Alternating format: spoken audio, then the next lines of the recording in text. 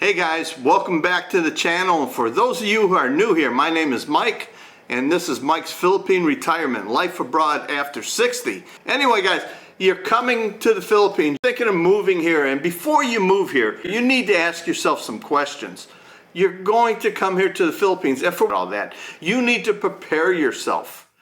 You need to prepare yourself the inside, mentally. You have to be mentally and emotionally ready to make that big move here to the Philippines.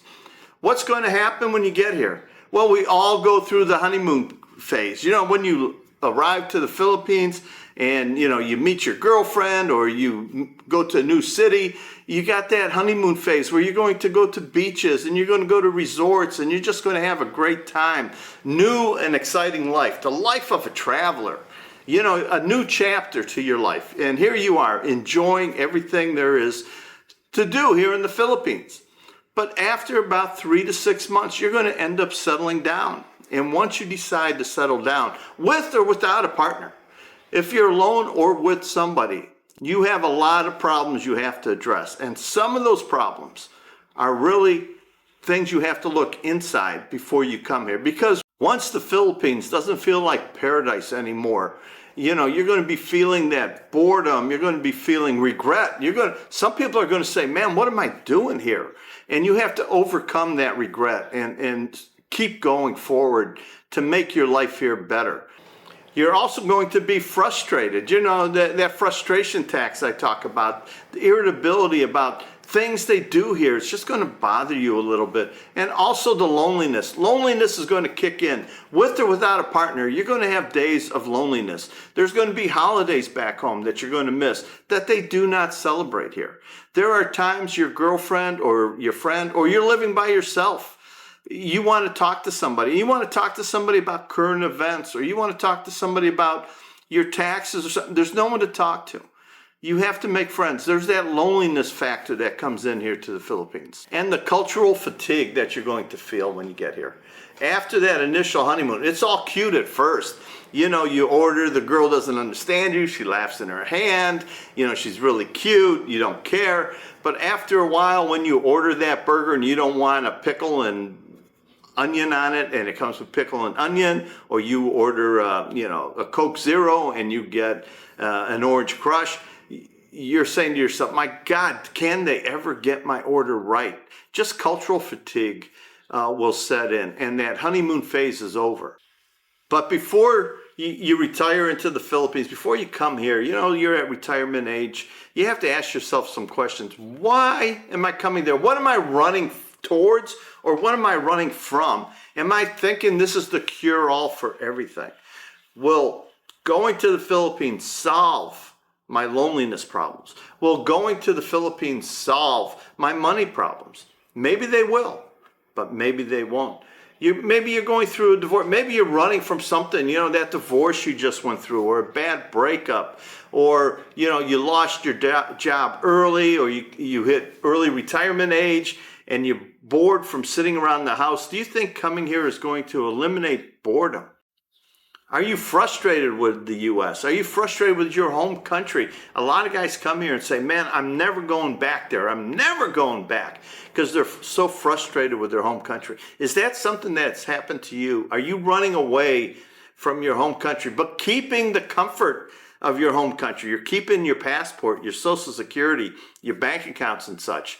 But once you're here, maybe you become invisible. And you don't want to be invisible because you're already invisible in your home country. Will you solve the problems that you're running from coming to the Philippines? That's something to think about. Can you handle being uncomfortable again? You know, when you were younger and you finished school, maybe you went to college, maybe you didn't, but you got a job in a different city, or you got your first apartment. You're not uncomfortable doing those things. Those things are exciting and new to you. When you were 30 and you took your family and you moved them to a new city because you got a great job, or maybe your spouse got a great job and you made this big move, it was easy for you to adapt to new friends and stuff because you were young. Nothing bothered you. You know, shit just rolled off your back. Nothing bothered you. But as you got older, making big moves and big changes can be uncomfortable. Coming to the Philippines, you're going to be very uncomfortable. Yes, that honeymoon phase, you're going to roll with all the punches. But how are you going to feel when you go with your girlfriend who is much younger than you and you go to her family's house for a birthday and you're older than her parents? You're going to feel uncomfortable. You're going to feel uncomfortable going into government offices because you don't know where to go. Uncomfortable to pay your power bill. Here you are, a healthy guy, you know, you can walk, you can talk, you're strong, you can do everything, and you go in to pay your electric bill, and they tell you to go sit in the senior line. Now, we all like that now. We get to the front of the line. But sometimes you're uncomfortable because you're seeing these older Philippine women who can barely walk, and the old man, you know, who's having difficulty walking, and you hate the thought that you're going to the front of the line with them because you feel like, I'm not entitled to that. And you feel uncomfortable. But the culture here is going to dictate that you're a senior and you go to the front of the line. Are you going to handle being the old person here, walking around the boulevard sometimes, being invisible to everybody? You know, we are not the attraction everybody thought we were. When you come to the Philippines, oh, there's a foreigner. Yeah, when you're way out in the province or you go through a small town and you go by people on the street and they look at you, especially like me, I ride my motorbike, I don't have a helmet or hat, they see the gray hair, you know, they look. But here in Dumaguete, nobody looks. In Cebu City, nobody looks, nobody cares. In the bigger areas where tourists are plentiful and there's a lot of foreigners, you'll still be invisible. And if you're uncomfortable making new friends, it's going to be hard for you here. When you're younger, it's easy to make new friends. Even in the U.S., when you're older, you could join a bowling league or go to a dart club or something. Here, you have to meet people. Maybe you go down to the Sideways on trivia night, or you hang out at Tom and Tom's or somewhere and you sit down with other expats and start talking to them. Or you're up in Ayala Mall and you go to the big meet and greet once a week and you make new friends. Are you comfortable making this big change? And are you going to be okay with being uncomfortable at times? You don't know how to ride a trike. You don't know how much to pay the trike. You don't know how much the jeepney is. You don't know where the jeepney's going. You tell the guy, I want to go to Robinson Mall. Where? Well, they know it's Robinson Mall, but maybe it's an out-of-the-way place. And you just have a picture on your phone for directions. It's uncomfortable here because you don't speak the language and you don't have a lot of friends yet. Are you ready to deal with that? You could deal with that easily when you're younger, but can you deal with that at old age when you become a senior? You're 60 or 70 years old and you feel like a beginner. It takes time to become part of the community and part of the group. Can you handle that? Can you handle being the outsider? When you're here, you're the outsider. Back home, you were a worker, you were a provider to the family or whoever. You were respected in your community. Maybe you had a church group that you belonged to or a church that you attended often. You were part of the system. You were just, you know, you would go into your local diner or McDonald's or something, people would smile at you. Everything is fine. Here, you're just another foreigner. You're just another person. Sometimes the girls don't talk to you because, oh, he's only here for a week. They don't know your plans are for long term. They just think of you as another tourist coming through the town. You know, you're not part of the community. You're not part of anything yet. Do you go to a strange church? Say you're a churchgoer. Yes, hopefully you can find a church to go to. Some people find it hard to become part of a church, especially if you're Catholic, because you just become part of a group and you're the outsider. You don't know anybody. Are you ready for that? It's emotionally and mentally draining to know that you're going to feel like this will never be home. This is the place you live, this is the place you retire, but it's not home. Me, I have, after 4 years, this is home to me. And I make it work for me. I do the best I can to make this my home. And that's something you have to overcome. And it won't happen overnight. It won't happen right when the honeymoon ends. And what do you envision your days looking like? Are you going to get up every day and think you're going to go swimming in the ocean? You're going to go jog on the beach? Every day you're going to march up the mountain? What are you looking for when you get here? What do you expect an average day to look like? Well, you know what an average day looks like to me? I get up in the morning, I have to go grocery shopping. I don't have nothing. I got to pay the rent. I got to go down and pay the electric bill. It's just like back at home. It's routines that you'll settle into here. Repairs, maybe your motorbike has a flat or it needs an oil change. You're always busy doing things. But do you anticipate that before you come here? Or are you just thinking the great life? Every morning I wake up, I step out on the patio, I look at the beautiful sunrise, I walk out to the beach, I dive into the water, and I swim out. That's my day. Well, some people envision that, but sometimes it never happens. Sometimes it just never happens. When your honeymoon phase is over and you're done traveling and you settle in, you're settling into just a normal life here where you're the outsider, you're the foreigner, but you still have bills to pay. You have things that you have to get done here. Are you ready for that? Are you ready to do things without the help of somebody? Maybe you're an introvert and it's hard for you to make friends. Maybe you don't want a girlfriend. Maybe you don't want a live-in partner. Are you prepared to handle all these issues yourself in a strange country where you're not familiar with anything? And are you prepared? This is the big one. Are you prepared for loneliness? Now, being alone is physical. Being lonely is emotional. And that's the difference. A lot of people like being alone. I'm sort of enjoying living alone. It's starting to grow on me. It's starting to be a good lifestyle for me. But loneliness, here comes 6, 8, 10 o'clock at night and you're by yourself and you have no one to talk to. And you've seen every movie that's being shown on TV. Loneliness can really, really hamper you. And are you prepared for that? Are you prepared for missing holidays? Are you prepared to miss phone calls with family because of the time difference? Are you ready for the rainy season where you're stuck in your house or apartment for a couple days because it just won't stop raining and everything's wet, and every time you go out and look, okay, it looks nice, I can start going out, and 10 minutes after you leave it starts pouring? And missing familiar voices. When you were working, you had your coworkers, the same guys you would joke with, kid around with. Yeah, there were coworkers you didn't like, you didn't talk to, but there was always a guy who you would sit down and have lunch with, or somebody you would joke with, or maybe you go to the bar at night and you had a couple guys that hung out at the bar and you enjoyed each other's company. You're going to miss all those familiar voices. When I got here, I was sending videos to my old coworkers and friends of my walk down the beach and behold, eatery where I ate or the food I was having. And they would at first write back, "Mike, you're living in paradise. I showed this to my wife. She can't wait to go on vacation to the Philippines." But then after a month or two, the replies came back slower and my messages out were less often and eventually just lost touch. And those old voices, those familiar people who put a smile on your face are no longer around. Are you ready for that?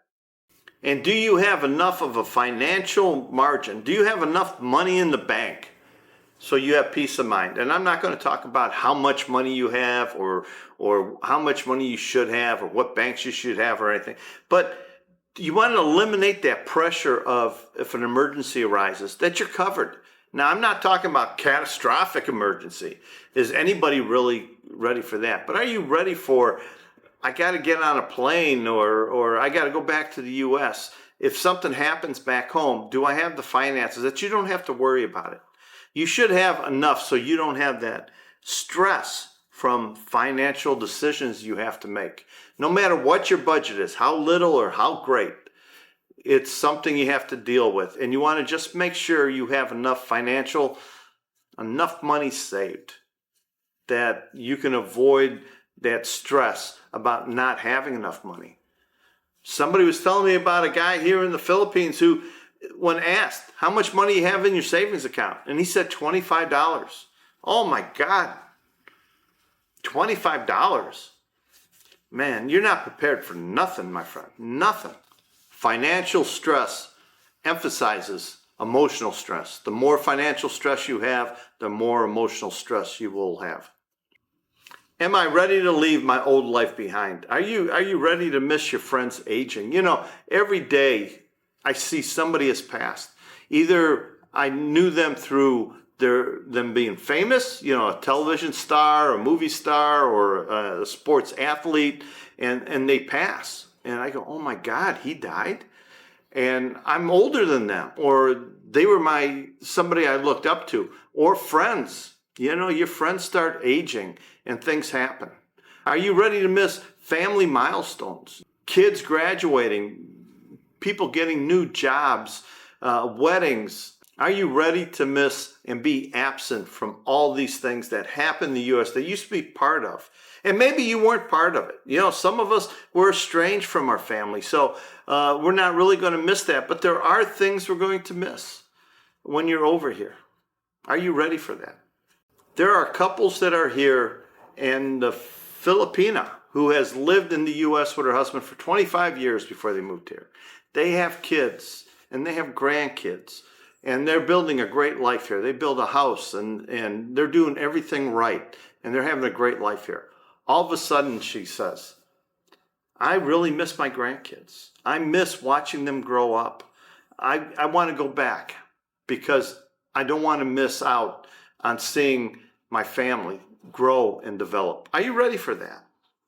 Are you ready for that emotional distance? Not the physical distance, but emotionally, you're so far away, and you're going to start missing things, and communication is slowly going to become less and less and less.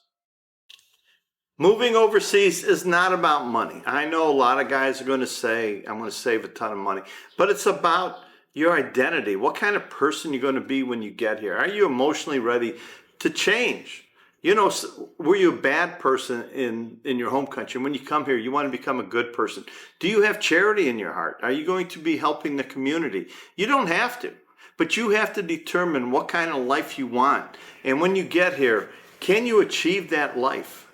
You know, you have to be able to sit on the couch, in your easy chair, in your lazy boy, and say to yourself, when I get to the Philippines, this is the life I want.